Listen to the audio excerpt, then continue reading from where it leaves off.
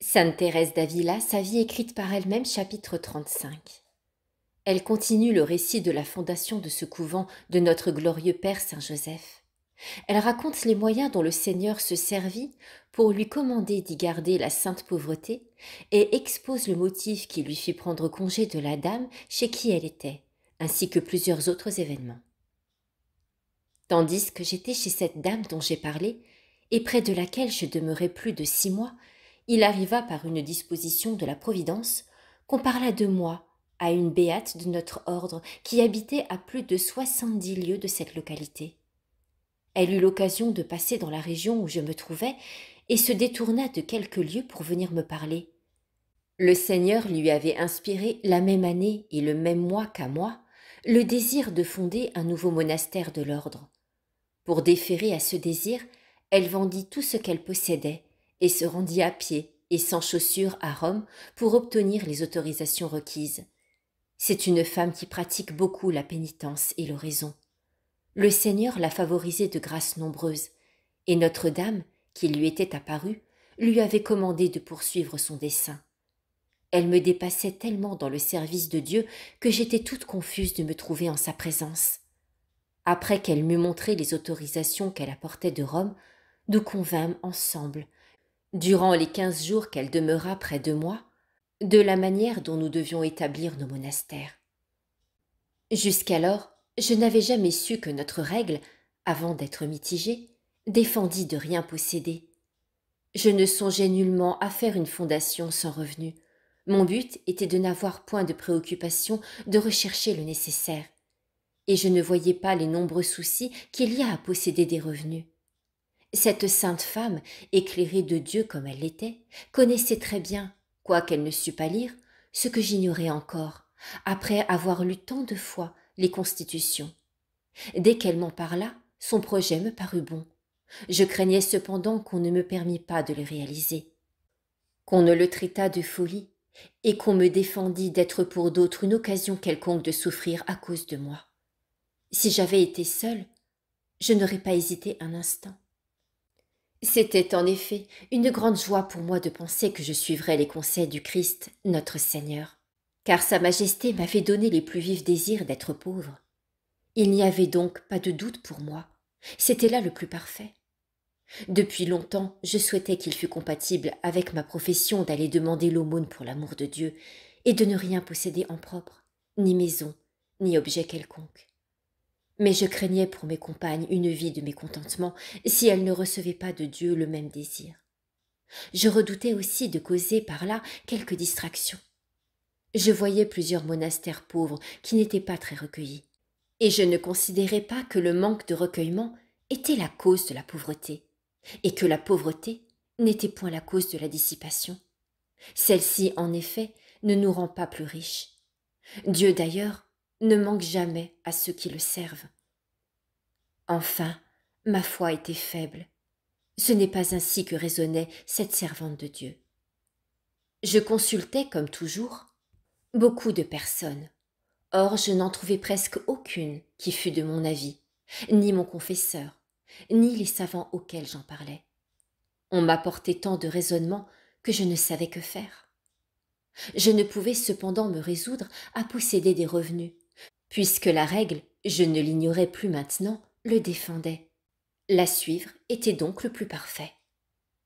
Parfois, on parvenait à me convaincre, mais à peine étais-je de retour à l'oraison qu'en voyant le Christ sur la croix, si pauvre et si dénué de tout, je ne pouvais supporter la pensée d'être riche. Aussi je le suppliais, les larmes aux yeux, de tout disposer afin que je fusse pauvre comme lui. Je découvrais tant d'inconvénients à avoir des rentes, et j'y voyais une telle source de préoccupation et même de dissipation que je ne cessais de discuter avec les savants sur ce point. J'en écrivis à ce religieux dominicain qui nous prêtait son appui. Il m'envoya 2 feuilles pleines de réfutations et de raisons théologiques pour me détourner de mon projet. Il ajoutait même qu'il avait beaucoup étudié cette question. Je lui répondis que je ne voulais pas m'autoriser de la théologie pour ne point suivre ma vocation, ni me conformer à mon vœu de pauvreté, ni suivre les conseils du Christ dans toute leur perfection. Et je le dispensais de me communiquer sa science sur ce point. C'était une grande joie pour moi quand je rencontrais une personne de mon avis. Cette dame près de laquelle je me trouvais m'encourageait vivement à poursuivre mon dessein.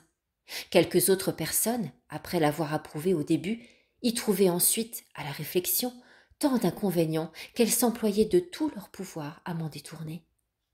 Je leur répondais que puisqu'elles changeaient si promptement d'avis, je voulais m'en tenir à leurs premiers sentiments. À cette époque, je suppliais le saint religieux Pierre d'Alcantara de venir chez cette dame qui ne l'avait jamais vue. Grâce à Dieu, il répondit à ma demande. Cet illustre amant de la pauvreté en connaissait bien tous les trésors, puisqu'il l'avait pratiqué durant tant d'années. Aussi me fut-il d'un très grand secours. Il me recommanda de ne rien négliger pour la réalisation de mon dessein. Forte de la vie et de la protection de ce religieux dont l'autorité était au-dessus des autres, puisqu'elle reposait sur une si longue expérience, je pris le parti de ne plus consulter personne. Recommandant un jour cette affaire à Dieu avec les plus vives instances, le Seigneur me dit de ne manquer en aucune manière de fonder un monastère pauvre, car telle était la volonté de son père et la sienne. Lui-même d'ailleurs viendrait à mon aide. J'étais dans un grand ravissement quand j'entendis ces paroles. Elles produisirent un effet si intense que je ne pouvais douter que Dieu n'en fût l'auteur. Une autre fois, il me dit que les rentes sont une source de trouble. Il ajouta plusieurs autres réflexions à la louange de la pauvreté et me donna l'assurance que ceux qui le servent ne manquent pas du nécessaire pour vivre. Quant à moi, je le répète, je n'ai jamais eu la moindre crainte sur ce point. Le Seigneur changea aussi les dispositions du Père présenté. Je veux parler de ce religieux dominicain qui, comme je l'ai dit, m'avait écrit de ne pas fonder le monastère sans revenu. Après avoir entendu la parole du Seigneur et les avis de tels personnages, j'étais au comble de la joie. Il me semblait que je possédais vraiment toutes les richesses du monde, dès lors que je voulais vivre d'aumône pour l'amour de Dieu. À cette époque, mon provincial me releva du commandement formel qu'il m'avait fait de me rendre chez cette dame et me laissa libre de partir immédiatement ou d'attendre encore quelque temps. Or, on était sur le point de procéder aux élections dans mon monastère, et on me prévint que beaucoup de religieuses songeaient à me donner leur voix pour la charge de prieure. Cette seule pensée me causait un tel tourment que si je me sentais prête à endurer facilement tout autre martyre pour l'amour de Dieu, je ne croyais pouvoir, en aucune manière, accepter celui-là. Sans parler des fatigues qu'entraîne le gouvernement d'un très grand nombre de religieuses, ni de choses qui n'avaient jamais eu d'attrait pour moi, ni des charges elles-mêmes, puisque je les avais toujours refusées, il me semblait y voir un grave danger pour ma conscience. Aussi, je bénis Dieu de ce que j'étais alors absente de mon monastère. J'écrivis à mes amis et les priais de ne pas voter pour moi. J'étais toute heureuse de me trouver éloignée de ce bruit quand le Seigneur me dit que je devais absolument partir. Puisque je désirais la croix, il s'en préparait une bonne pour moi. Je ne devais pas la rejeter, mais être pleine de courage, puisqu'il viendrait lui-même à mon aide, et partir immédiatement. Grande était ma peine. Je ne faisais que pleurer, à la pensée que la charge de prieur était la croix dont il parlait. Aussi, je le répète, je ne pouvais me persuader que cela convînt à mon âme sous un rapport quelconque. Je ne trouvais aucun motif pour me résigner. J'en parlai à mon confesseur, qui m'ordonna de préparer immédiatement mon départ, puisque c'était évidemment le plus parfait.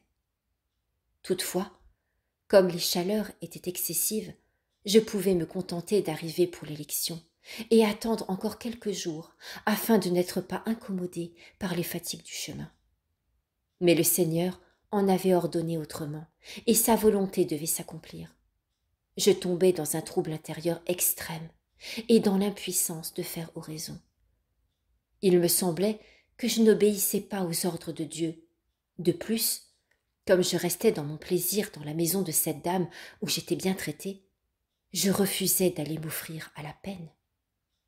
Toute ma vertu devant Dieu se réduisait à des paroles. Pouvant être là où c'eût été plus parfait de me rendre, je refusais d'y aller. Et si je devais en mourir, pourquoi ne pas en mourir?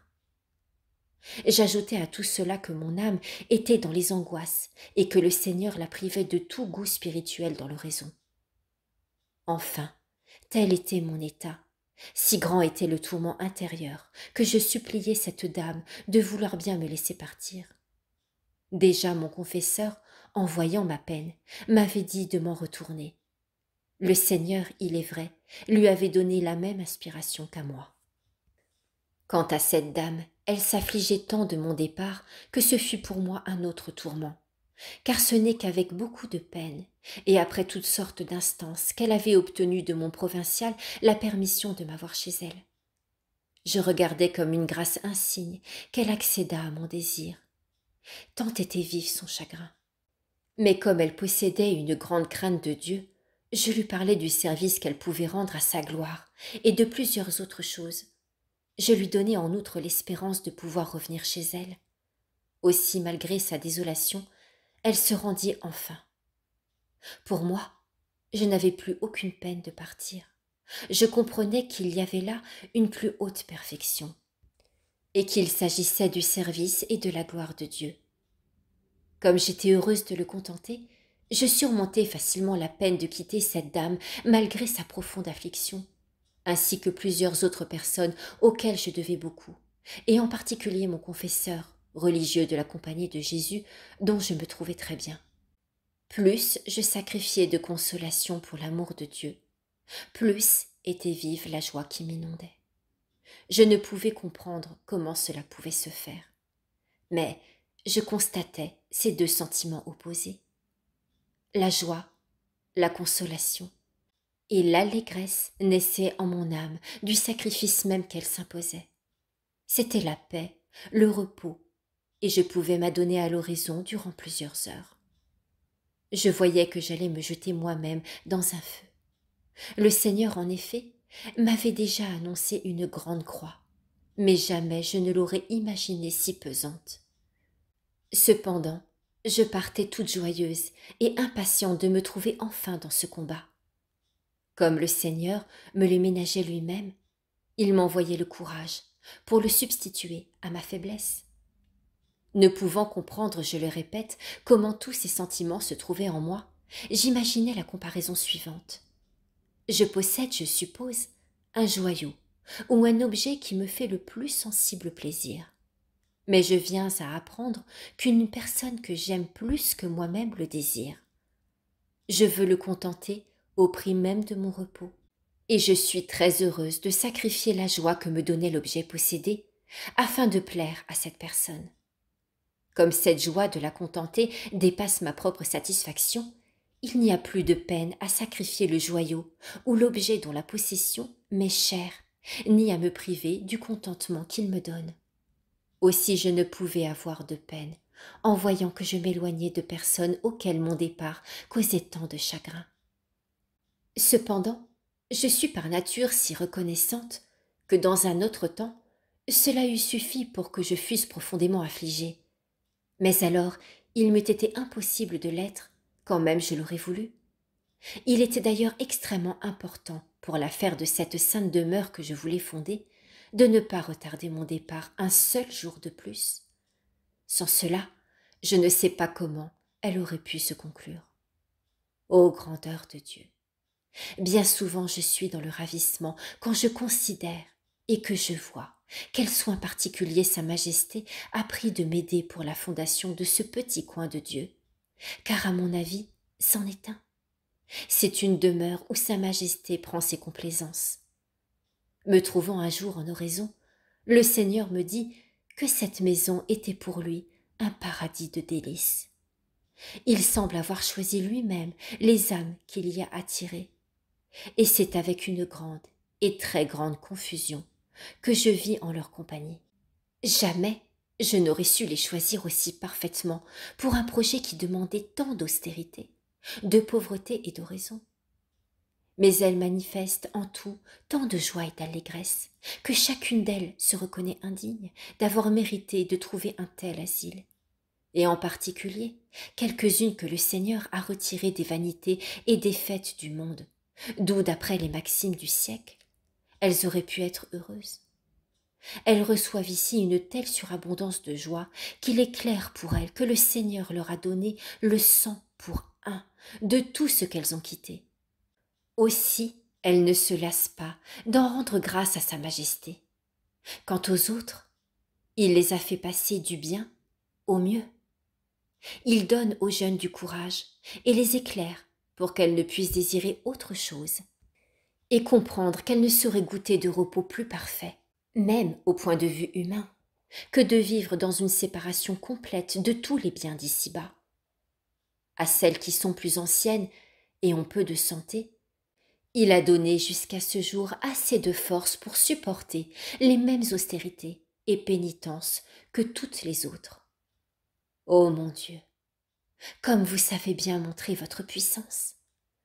Il n'est pas nécessaire de chercher les raisons de ce que vous voulez, car en dépassant toutes les lumières de la raison, vous montrez que toutes les choses sont possibles, et vous donnez bien à entendre par là, ô mon Dieu, qu'il suffit de vous aimer sincèrement et de renoncer généreusement à tout par amour pour vous, pour que vous nous rendiez tout facile. C'est bien le cas de répéter ici que vous feignez de mettre de la difficulté dans vos lois. Pour moi du moins, je ne la vois pas, ô mon Dieu, et je ne comprends pas comment peut être étroit le chemin qui conduit à vous. Je le vois, c'est un chemin royal, et non un vulgaire sentier. Quand on y entre courageusement, on marche avec plus de sécurité. C'est bien loin de là que sont les passes dangereuses et les récifs, car on y est à l'abri des occasions de vous offenser. J'appelle sentier, et sentier dangereux ou chemin étroit, celui qui est bordé d'un côté par une vallée profonde où l'on peut tomber, et de l'autre par un abîme. À la moindre négligence, on roule au fond du précipice, et le corps est en lambeaux. Celui qui vous aime sincèrement, ô mon bien, s'avance avec sécurité, par un chemin large et royal, loin de tout précipice. S'il vient à chanceler tant soit peu, vous vous empressez, ô Seigneur, de lui tendre la main. Il pourra tomber une fois, et même plusieurs fois. Mais s'il vous aime, et s'il est détaché de toutes les choses du monde, il ne se perdra pas, car il marche dans la vallée de l'humilité. Pour moi, je ne puis comprendre ce que redoutent ceux qui craignent d'entrer dans le chemin de la perfection. Daigne le Seigneur, dans sa miséricorde, nous faire connaître quelle fausse sécurité il y a à suivre le courant de la foule et à se jeter ainsi dans les dangers les plus manifestes. Qu'il nous montre, en outre, comment la vraie sécurité consiste à réaliser de très grands progrès dans la voie de Dieu. Fixons le regard sur lui. Ne craignons pas que ce soleil de justice vienne à se cacher et nous laisse marcher dans les ténèbres où notre perte serait assurée, si nous-mêmes nous ne l'abandonnions point. On n'a plus à redouter de se trouver au milieu des lions qui semblent prêts à nous mettre en pièces, c'est-à-dire au milieu de ce que le monde appelle honneur, plaisir et autres satisfactions de ce genre. Et quand il s'agit de la vertu, le démon se semble nous effraie avec des riens. Quel spectacle lamentable! Que de larmes il faudrait verser à cette vue! Pour moi, je voudrais faire entendre ma voix à tous les hommes pour leur dire le profond aveuglement et la malice de ma vie, afin de les aider un peu, par là, à ouvrir les yeux. Qu'il daigne par sa bonté les leur ouvrir, celui qui le peut. Qu'il ne permette pas que je retombe moi-même dans l'aveuglement où j'étais. Ainsi soit-il.